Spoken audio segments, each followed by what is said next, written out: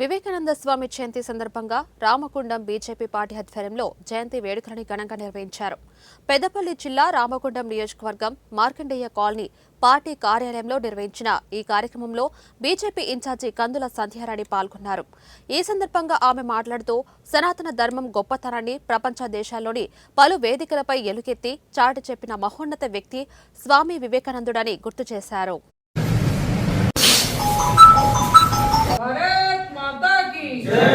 స్వామి వివేకానంద ఆశయాలు స్ఫూర్తి ఈ దేశ ఖ్యాతిని ప్రపంచ నలుమూలలా చాటినటువంటి మహా వ్యక్తి స్వామి వివేకానంద గారి జయంతిని పురస్కరించుకొని స్థానిక భారతీయ జనతా పార్టీ కార్యాలయంలో వారి చిత్రపటానికి పూలమాల వేసి నివాళులు అర్పించడం జరుగుతూ ఉన్నది.